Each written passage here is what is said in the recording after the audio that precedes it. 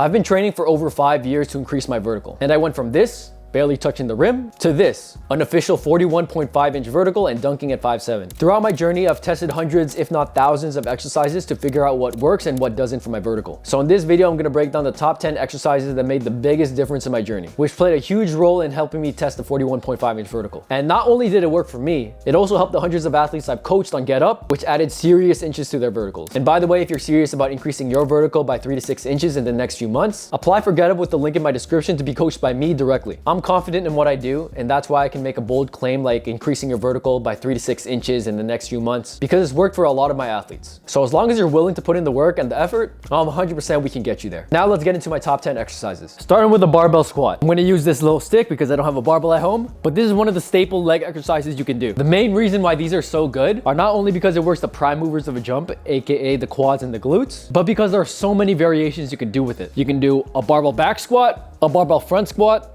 a forward lunge, a backwards lunge, half squat, quarter squat.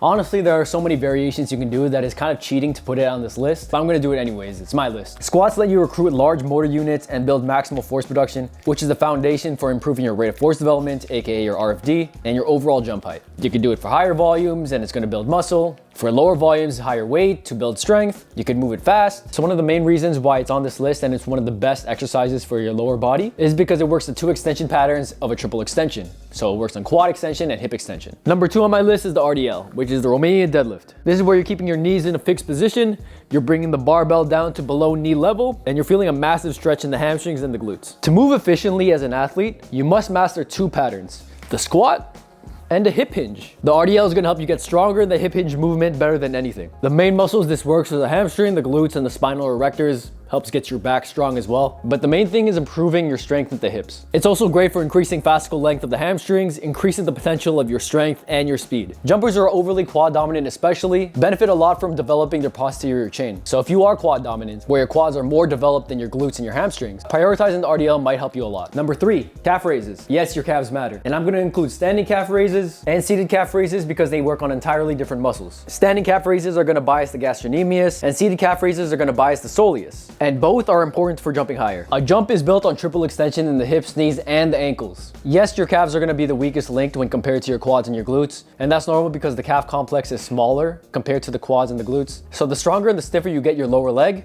your Achilles and your calves, the more overall force you're able to produce during a jump. The key is to load them heavy enough to actually cause adaptation. You don't want to do it like this where you're spamming the hell out of these really fast with lighter weights because it's easy and it's not going to do shit. Doing these with heavier weights are going to promote stiffer tendons and stronger calves. Don't skip these. Number 4, I got max approach jumps.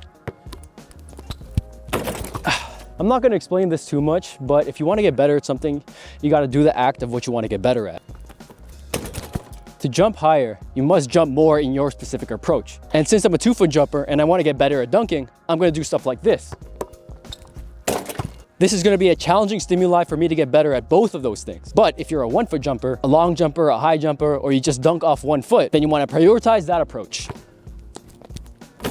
Your nervous system adapts to specifically what you place onto it, exactly what you practice. So honestly, early on, don't focus on technique too much, especially if you're a beginner athlete, because you haven't accumulated enough reps to actually get better at that. The more you do something, and the better your technique will get naturally. The body will naturally refine the pattern as you get more experienced with it. Number 5, sprints.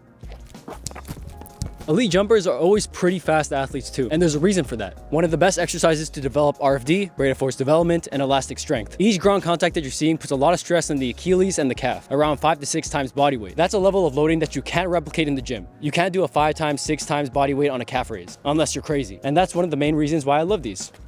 They teach your body how to apply force quickly, and they're really fun. Number 6, death jumps.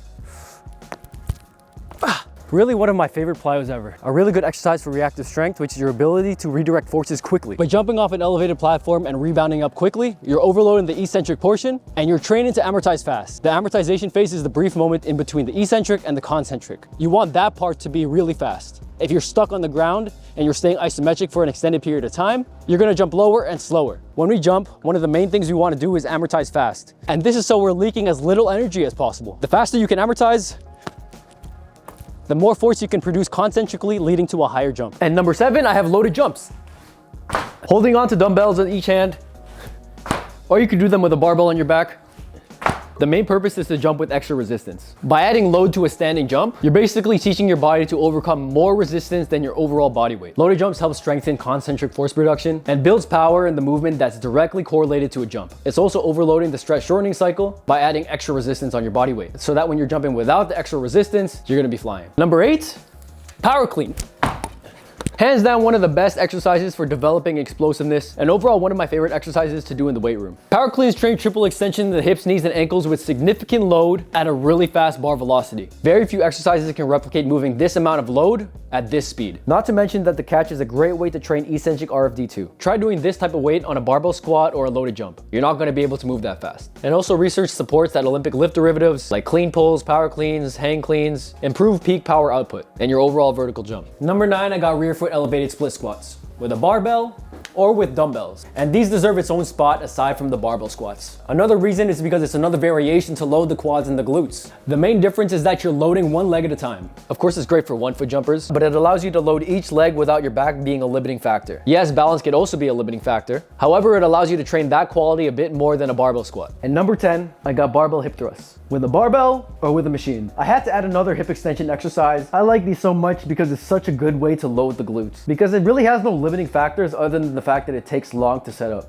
A lot of athletes emphasize the quads when training to jump higher, but hip extension and the posterior chain is just as important as the quads. You want to leave no stones unturned. You're only as strong as your weakest link. So if you have strong quads and weak glutes, then that's going to hold you back. The glutes contain a balanced mix of fiber types, both type 2 and type 1, but they respond extremely well to high force and high velocity training. So doing heavy weights on the hip thrust is going to improve your ability to extend at the hips explosively, which is obviously going to correlate well to jumping and sprinting. Before you start spamming all 10 of these exercises, understand this. It's not about doing more, it's about doing the right amount of these things. One of the biggest mistakes I made early on in my journey was cramming all the exercises that I liked into one workout. And my workouts were damn near 3 hours long because of that. Doing this was great for the first few months. I saw gains in my vertical, I saw progress, and that's to be expected being a beginner athlete. But all I did was overload my knees, and that led me with knee pain that had me out for like 6 months. So doing more actually hindered me. You don't need to do everything at once. All you need is the right mix at the right time. Making sure you're getting enough plyos, getting enough jumping reps, and also lifting heavy and training hard in the weight room. And maybe bias one or the other if you're deficient in one of those categories. And that's exactly how I help my athletes on Get Up. I find the perfect balance for them and what works for them specifically. Everybody's individualized, everybody has a different program. So like I said, if you're serious about increasing your vertical by 3 to 6 inches in the next few months, hop on Get Up with the link in my description and I'll reach out to you. But yeah, that's my top 10 list. There's a lot of other exercises that I like as well, but that's my top 10.